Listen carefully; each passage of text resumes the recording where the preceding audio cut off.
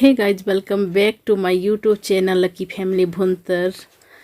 तो गाइज ले चलते हैं आज आपको शाहतलाई टेम्पल की ओर, दिखाते हैं आपको यहाँ का व्यू। बहुत ही अमेजिंग व्यू है। तो ले चलते हैं आपको, यहाँ की स्टोरी भी बताते हैं आपको। यहाँ पे बाबा बालक नाथ जी के तप का स्थान था, तो हमें वहाँ बताया गया कि यहाँ पर शाहतलाई ज़रूर जाना है। तो वहाँ पे बहुत ही अच्छी स्टोरी है बाबा बालक नाथ जी की। तो ले चलते हैं गाइज, आपको दिखाते हैं यहाँ का व्यू। Let's go.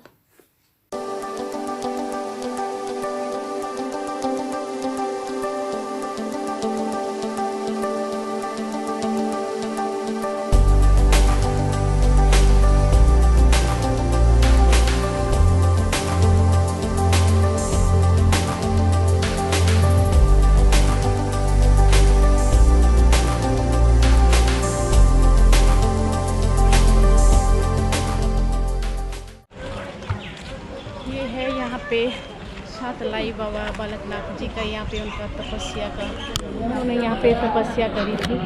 तो अभी हम जा रहे हैं अंदर की ओर। यहाँ पे पूछते हैं कैमरा अलाउड है कि नहीं है, तो ले चलते हैं गाइज आपको अंदर की ओर। अगर कैमरा अलाउड होगा तो आपको दर्शन लेकर आएंगे अपने साथ साथ, अगर नहीं होगा तो फिर यहीं से ही हम फिर नेक्स्ट और कुछ दिखाएंगे आपको।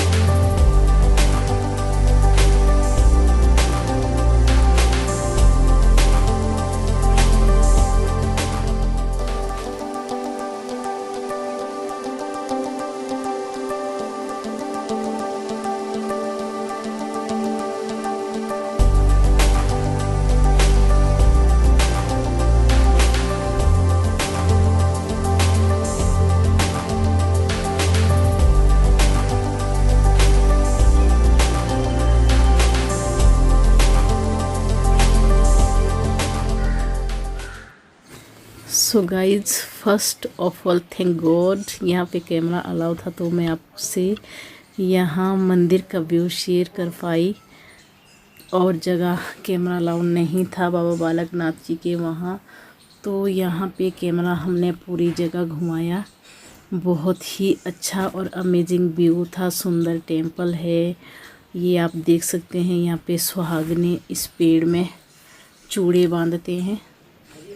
तो गाइज अभी ले चलते हैं आपको। यहाँ पे बाबा बालक नाथ जी ने लस्सी निकाली हुई है और रोटियाँ, जहाँ पे मतलब वो गाय चराने जाते थे, कुछ इस तरह की स्टोरी है। यहाँ पे पंडित जी आपको सुनाएंगे पूरी स्टोरी।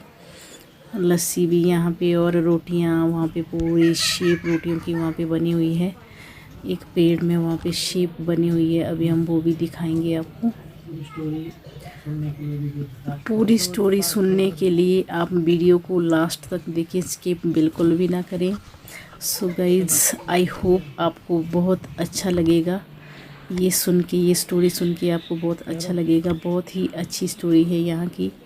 तो गाइज ले चलते हैं आपको थोड़ा आगे की ओर।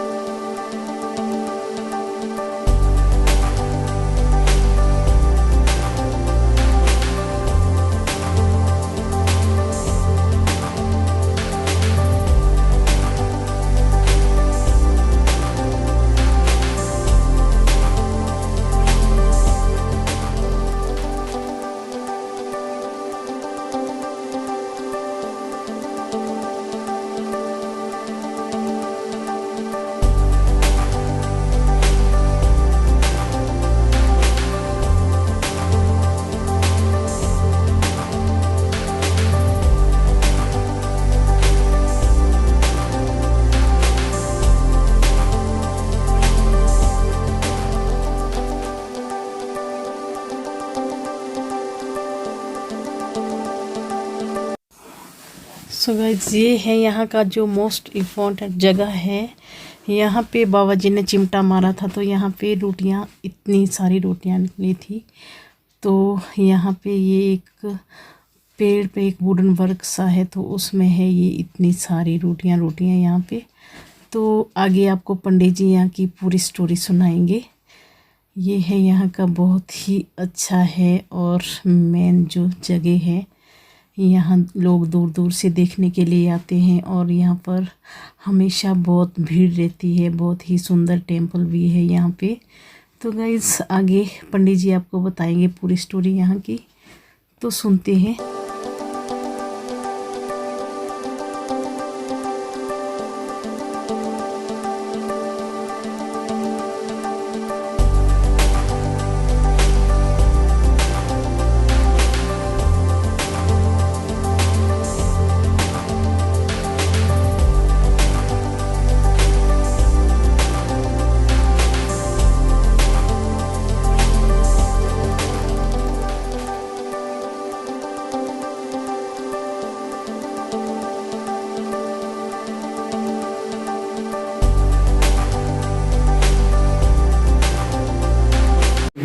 ये कार्तिकेय स्वामी के अवतार माने हैं।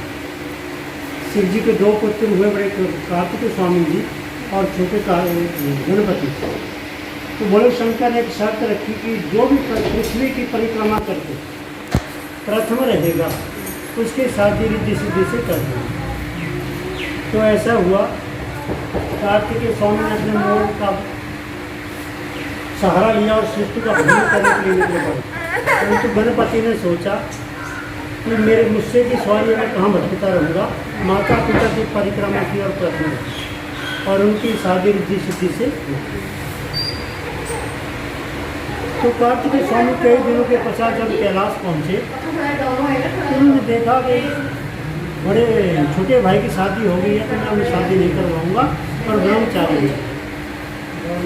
उन्होंने घर छोड़ दिया और शिव महिमा का गुणगान करके एक दिन भोले शंकर की माया द्वारा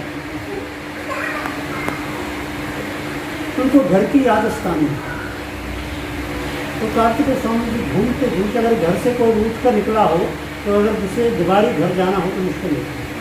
तो वो घूमते घूमते माँ सरोवर झील के किनारे पहुँच गए। वहाँ पर एक धर्मा नाम की बुढ़िया रहती है। उसको जानबूझकर पूछने लगे कि हे माता, मुझे कैलाश का मार्ग बताएं।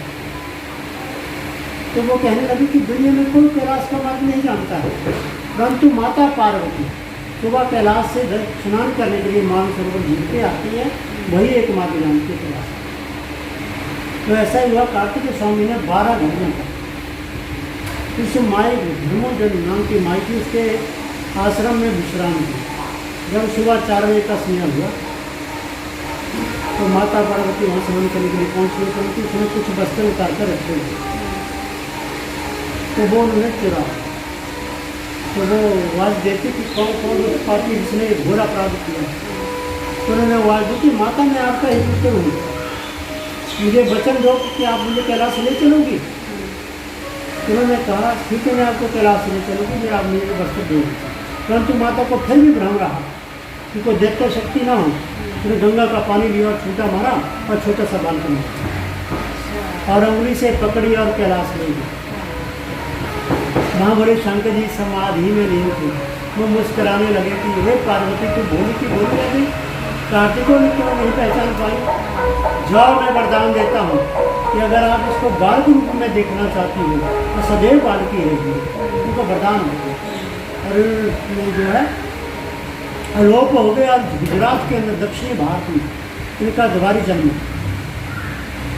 और छोटी आयु में इन्होंने घर छोड़ दिया और जूनागढ़ में गुरु दत्तात्रेय जी के आश्रम में जाकर उन्होंने भिक्षा वहाँ उत्तीर्ण होने के पश्चात में अमरनाथ में ढूंढना लगा।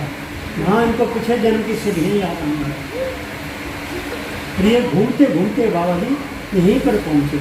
यहाँ पर जो धर्मो नाम की माता थी, उसने एक बार शरीर त्यागने के पश्चात दोबारी शरीर धारण करने के बाद दोबारी बुरी हो चुकी थी और कुछ गौएं पाल थी उन्होंने। तो आके आराप जगा दी अपनी माता के पास। तो माता भिक्षा लेके आए तो बाबा जी कहने लगे कि मुझे भिक्षा की जरूरत नहीं है, मुझे माता जी अपने पास नौकर रखी। तो माता जी कहती मुझे नौकर की कोई ज़रूरत नहीं है। तो बाबा जी का काम नहीं बनता। उन्होंने कहा चाकरी पे रख लो, अर्थात रोटी पे रख लो। तो माता जी मान गई कि ठीक है, मैं तुझे खाने को लस्सी रोटी दिया करूँगी और बदले में आप मेरी गऊँ को चलाते रहे करो। ये दोनों में बात खत्म हो। तो कहते 12 साल तक माँ जो है वो दूंगा दे देती बालक के पास चलाने के लिए और बदले में लस्सी रोटी दे देती। 12 साल तक सिलसिला इसी तरह चलता है। जब 12 साल का समय पूरा हो गया तो बाबा जी ने यहाँ पर एक कौत कहता, कौत की मीन्स जन्म था। जितने भी यहाँ के किसान लोग थे उनकी फसलें ऐसे दिखाई देने लगी जैसे सारी की सारी लोगों ने चल रही है। वो लामनाथ लेके माता के घर में आए कि जो आपका नौकर है वो पूरा दिन भक्ति करता रहता है, तो वो तो फिर ढंग से नहीं चलाता है। हाँ, तो ऐसा है। तो माता ने भी सोचा ना समझा, एकदम वो फिर क्या लगाना शुरू करती है कि मैंने तुझे गऊ चलाने के लिए रखा हुआ, भक्ति करने के लिए रखा हुआ। आज लोगों से लामा ला रहा है और तुम मेरी मुफ्त की लस्सी रखी खाता रहा। तो माता का और बेटे का प्रेम ऐसा कि होता है कि इसको पूछने की जरूरत नहीं होती है। माता बच्चे को जो मर्जी कहते हैं वो लाओ दे। तो बाबा जी ने हाथ जोड़े कि माता जी मेरी भक्ति संपूर्ण हो गई। जो आपने लस्सी रोटी का महीना मारा तो ये पेड़ में यहाँ पर जो अंगुली का इशारा किया और रोटियाँ दर्शाएं। पति का मंदिर है, डूंगी जगह है, वहाँ पर चिमटा मारा, लस्सी की छपड़ी बन गई, यहाँ रोटियाँ और वहाँ लस्सी बना। तो माता जी बहुत विनती करने लगती है। तो कोई देवता गण है तो ये तो मेरे से घर तो सिद्ध पुरुष है ये। तो फिर और कहा बाबा जी ने यही बात फसलों की, वो किसान को कहो कि अपने खेतों को देखो जाके, तो वैसे के वैसे हरे हरे थे। फिर बाबा जी ने कहा माता जी अब मैं चला जाऊंगा, मेरा और आपका था मैं 12 साल का तो सो पूरा है। फिर भी माता जी बहुत विलाप करने लगी, रोने लगी कि बालक मुझे छोड़कर मत जाना। तब बाबा जी ने कहा मैं गुरुना झाड़ी के नीचे मंदिर है, वहाँ पर डेरा लगाऊंगी और आप शातरा से गुरु को भेज दिया करो और चल कर वापस यहाँ जाया करो। यही सिलसिला कई दिनों तक चलता है। फिर भी एक दिन गोरखनाथ जी भोले शंकर के दर्शन करने के बाद हवा के मार्ग से जा रहे थे तो उन्होंने देखा कि एक छोटी आयु का बालक 12 साल की जिसकी उम्र और इतनी तेज उसका कि सूर्य के भंग उसका तेज था, गुरुने के नीचे बैठकर तपस्या कर रहा है। तो साधु समाज में भी जलन होती है।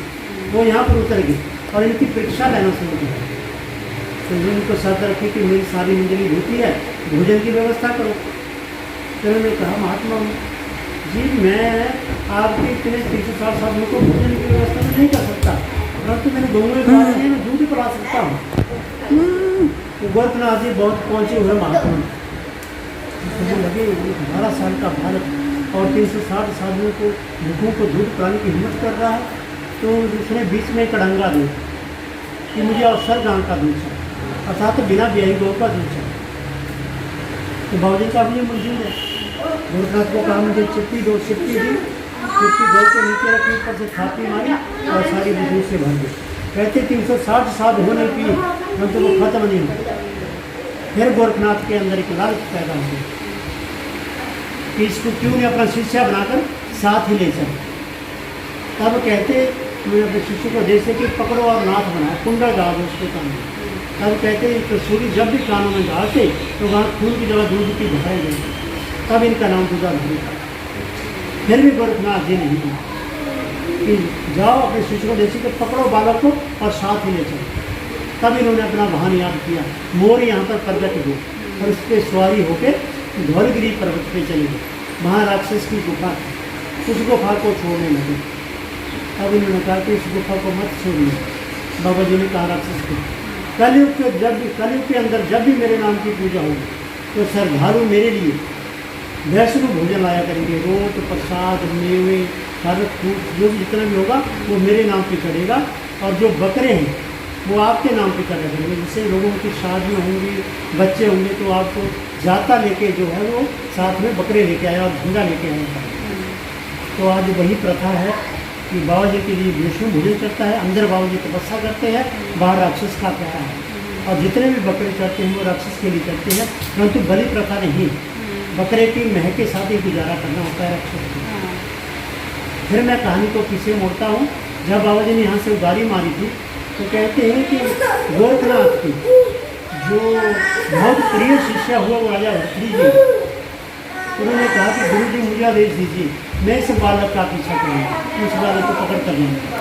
तो कहते कई महीनों तक इन्हीं पर्वतों के ऊपर राजा भर्तृहरि घूमते रहे, परंतु बाबा जी की कोई शोध नहीं। एक दिन बाबा जी को दिया आगे राजा भर्तृहरि कि तू मुझे पकड़ने के लिए आया है कि तू मेरे दर्शन करने के लिए आया। तब कहता राजा भर्तृहरि कि मैं दर्शन करूँगा आपके और आपके संग तपस्या करूँगा। तो कहते हैं बाबा जी के समय देखा राजा भर्तृहरि ने तपस्या करते पर तभी बाबा जी ने उनको वरदान दिया कि आपका जो स्थान होगा मेरी गुफा से ऊंचा होगा। तो राजा भर्तृहरि का मंदिर जो है वो बाबा रघुनाथ की गुफा से ऊंचे स्थान पर बनाया गया है। इन्हीं कुछ शब्दों के साथ कहानी समाप्त करता हूँ।